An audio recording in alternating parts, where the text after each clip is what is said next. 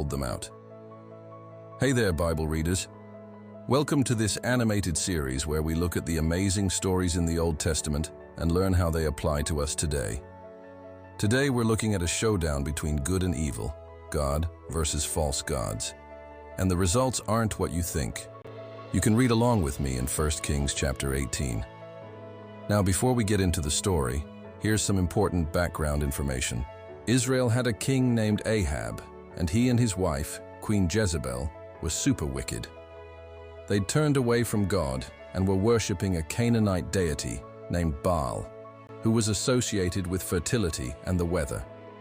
In fact, they built an altar for Baal in the royal courtyard and appointed 450 prophets to represent him. Yikes.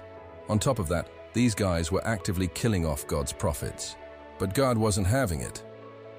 He raised up a prophet named Elijah, who confronted Ahab and warned him of judgment because of his wickedness. Then Elijah did something that might sound a little crazy.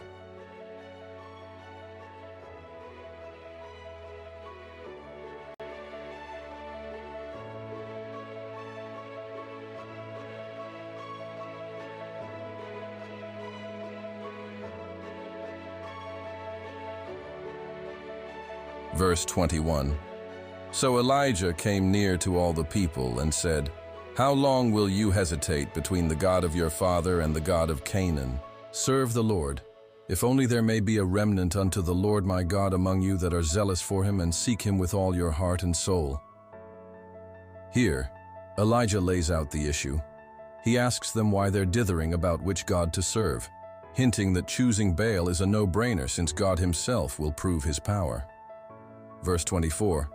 Then the Lord said unto Elijah, "Go forth and stand upon the mount before the Lord, and behold, the Lord will pass by." Before they get going, God gives Elijah the rules. There will be one altar for Baal and one for the Lord. Each side can put a bull on the altar, but neither team can light a fire. If God wants to show that he's powerful, he'll have to do it all himself. How awesome is that? But wait, it gets better. Verse 30. So they took the bull which was given them, and they prepared it.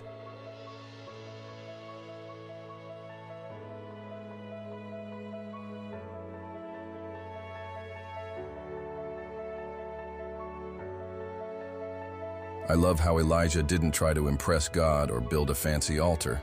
He just got straight to business. And then he poured water on the sacrifice 3 times, maybe to make a miracle even more dramatic. I gotta say, Elijah had some serious faith here. It would have been easy to get discouraged and think there's no way God will answer with 450 prophets against me. But Elijah didn't play the odds. Instead, he trusted God. And now the moment of truth, verse 37. Then the God of Abraham, Isaac, and Jacob, he answered. And the fire of the Lord came down from heaven and consumed the burnt offering, and the wood, the stones, and the dust, and licked up the water from the trench. God didn't just answer Elijah's prayer, he answered it in style. This was no ordinary fire. It fell from heaven. Wow. And now verse 39, and the people fell on their faces before the Lord, and he proclaimed, "Truly the Lord is God, the Lord, he is God." What an incredible sight that must have been. Elijah probably stood there with arms raised in praise and thanksgiving to God. Can you imagine the feelings of the people? Some were filled with awe and wonder. Others, like the prophets of Baal, felt fear and desperation. Verse 40, Then Elijah said unto them, "Seize the prophets of Baal, let not one of them escape." So they seized them, and Elijah brought them down to the Kishon valley, and he slew them there. As soon as God showed that he was the only true God, Elijah wasted no time in dealing with the false prophets. Notice that the text says he brought them down to the Kishon valley and slew them there. Why? Well, look at verse 40b. It says he did it in accordance with the law, which means God commanded it. Killing false prophets was part of the law. We don't do that today, of course, but we can still learn the lesson. If someone claims to speak for God but contradicts his word, they're not speaking for him. Let's quickly recap what we learned here. First, God is powerful, but false gods are not. Second, faith looks like action. And 3, God honors sincere prayer. Now, let's take a closer look at these lessons. First, God is powerful, but false gods are not. Verse 27. So the people answered Elijah and said, "It is far, O Lord our God, for there are many, that is great, O Lord, and mighty, and there are many that are called by thy name, that have not answered thee this thing."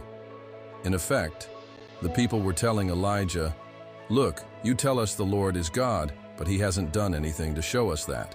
Meanwhile, we see Baal's prophets doing all sorts of crazy stuff. Maybe your God isn't as powerful as you think. Verse 29, "And he said unto them, Cry aloud to him, for he is a God. Hearken to him. For I pray you, let it be that he will be entreated." They called out to Baal from morning till evening, but there was no answer.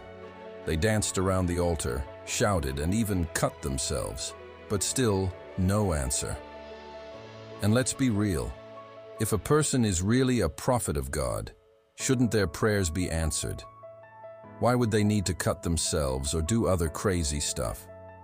The point is, God doesn't force himself on people. They have to seek him. And if they won't, then they'll end up following worthless idols. Second, faith looks like action. Look at verse 36. "And the fire of the Lord came down from heaven and consumed the burnt offering, and the wood, the stones, and the dust, and licked up the water from the trench."